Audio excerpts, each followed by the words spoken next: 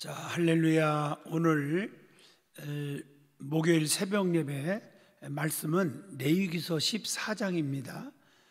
어제 13장 했고 오늘은 레위기 14장을 통해서 은혜를 받고자 합니다. 레위기 14장 1절로 57절이 나오는데 제목을 하나 딱 잡아보면 교제가 회복된 자의 생활이다 하는 제목을 정할 수가 있습니다. 10절로 20절까지 말씀을 한번 읽으려고 생각을 합니다. 그런데 특별히 다 읽기가 좀 시간이 많이 가서 18절로 20절까지만 제가 읽어드리겠습니다.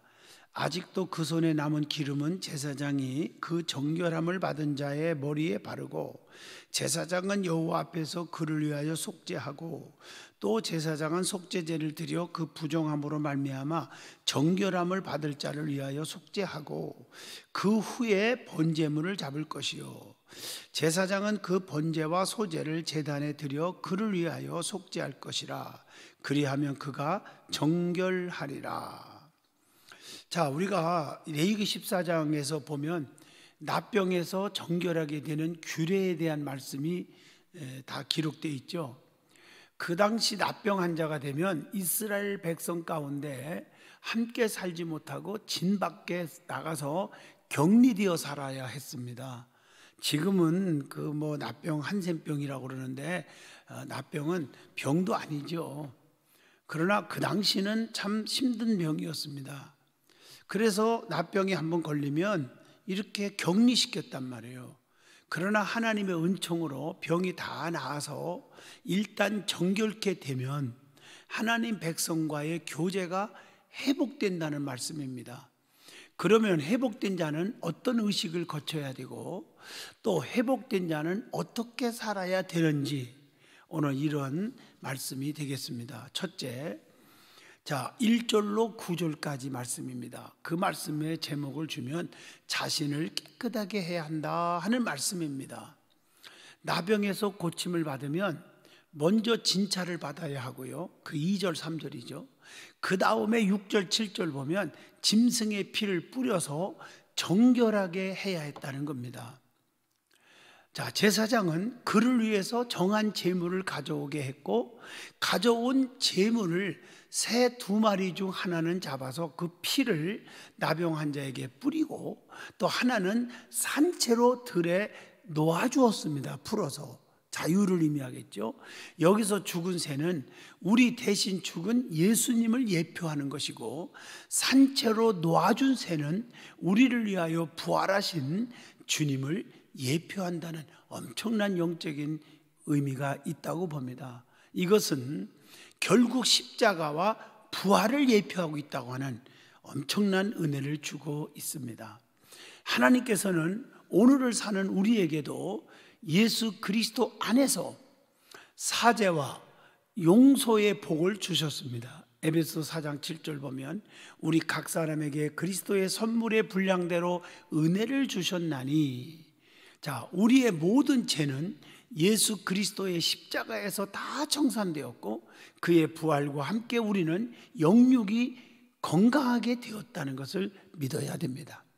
그래서 우리가 하나님의 백성 중에 들어와 살게 된 것입니다. 갈라디아서 2장 20절 보면, 자, 거기 보면 내가 그리스도와 함께 십자가에 못 박혔나니 그런즉 이제는 내가 사는 것이 아니요 오직 내 안에 그리스도께서 사시는 것이라. 이제 내가 육체 가운데 사는 것은 나를 사랑하사 나를 위하여 자기 자신을 버리신 하나님의 아들을 믿는 그 믿음 안에서 사는 것이라. 이렇게 말씀하고 있어요. 자, 병에서 나은 자는 정결케 되는 제사를 드린 후에 이스라엘 회복 속에 들어와서 회중 속에 들어와서 그 백성들과 함께 같이 하나의 공동체로 들어와서 살 수 있게 되었다는 겁니다.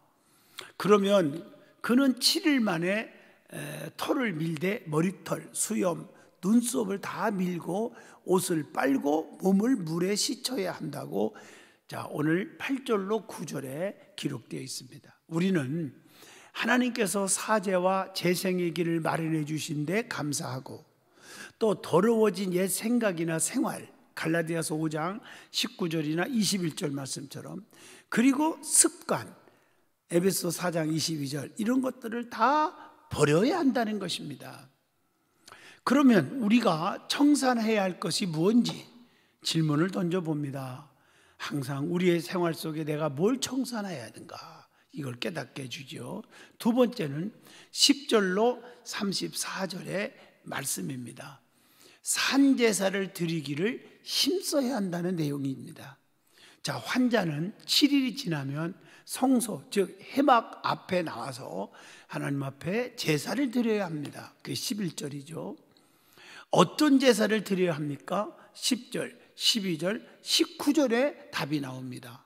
특별히 10절로 18절까지 보면 속건제를 먼저 드리고, 19절에서 20절 보면 속제제를 드리고, 또 10절에 보면 소제를 드려서 정결하게 했다는 것입니다. 그 후에 하나님과의 교제가 회복되었다는 거죠. 맞습니다. 이 모든 제사의 제물은 예수 그리스도를 예표하고 있다는 것을 아셔야 합니다. 우리의 모든 죄는 예수 그리스도에 의해서 정결하게 되고 하나님께 헌신하게 되고 하나님과 교제하게 된다는 것입니다. 특별히 속건제를 드릴 때 피를 귀나 손이나 발에 발라 정결하게 했답니다. 이게 12절로 17절의 말씀입니다. 이것은 예수 그리스도의 보혈로 우리의 인격과 언행, 심사, 이런 것이 새로워져야 한다는 것을 확실하게 보여주고 있다고 봅니다. 그러면 우리에게 질문을 하나 던집니다. 우리의 인격은 얼마나 변화되었습니까? 사실 우리가 정말 변화된 삶을 살지 못하고 있을 때가 많잖아요. 자, 사랑의 하나님께서는 생활이 가난하여 힘이 미치지 못하는 자들에게는 자기 힘이 미치는 대로 드리라고, 바치라고 21절로 22절에 사랑을 제공해 줍니다. 그러나 결례를 행하는 의식은 부한 자와 똑같이 하라고 23절로 32절에 말씀을 하고 있습니다. 자, 하나님께서 가난한 사람에게 자기들의 능력에 맞게 제물을 드리라고 한 것을 볼 때에 하나님은 제물 자체보다 제물을 드리는 자의 그의 마음을 원하시는 것을 알 수가 있잖아요. 누가복음 21장 3절로 4절에 우리가 은혜 받았죠. 가난한 과부가 다른 모든 사람보다 많이 넣었도다. 아니, 세상에 동정 2개인데 제일 많이 바쳤다고 칭찬하잖아요. 그는 가난한 중에서 자기가 가지고 있는 생활비 전부를 넣었느니라 하시니라. 멋지잖아요. 부자가 수천억을 헌금하는 것보다 가난한 자가 100만 원 하는 것이 1000만 배 귀하다는 것입니다. 그런데 요즘에 보세요. 부자들이 더 인색하잖아요. 가난한 자들은 헌신하고 있습니다. 깨달아야 됩니다. 그러므로 가난하다는 이유로 하나님께 대한 의무를 저버려서도 안 된다는 겁니다.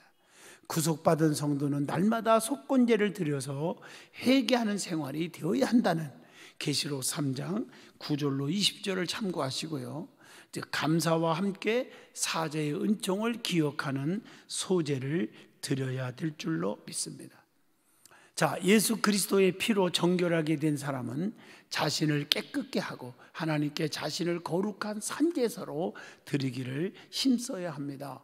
로마서 12장 1절을 읽어드립니다. 형제들아, 내가 하나님의 모든 자비하심으로 너희를 권하노니 너희 몸을 하나님이 기뻐하시는 거룩한 산제사로 드리라. 이는 너희가 드릴 영적 예배니라. 자, 세 번째는 35절로 57절입니다. 범죄하기 쉬운 환경은 정화해야 한다는 말씀으로 마무리하죠. 자, 어느 집에 납병의 징후가 있으면 집주인은 제사장에게 와서 즉각 보고해야 합니다. 34절로 35절입니다. 그러면 제사장은 그 집을 살핀 후에 나병 증상이 보이면 집을 비우고 7일간 닫아두라고 36절로 38절에 말하고 있습니다. 그 후에 나병 징후가 확실하면 집을 수리하여 감염된 부분을 제거했음을 39절로 42절에 나옵니다. 수리해도 안 되면 어떻게 하라겠습니까? 그게 43절로 45절까지 나오죠. 집을 헐고 돌과 제목과 그 집의 모든 흙을 성 밖 부정한 곳으로 갔다가 버리라고 그랬습니다. 나병은 그 당시는 죄악을 상징했기 때문입니다.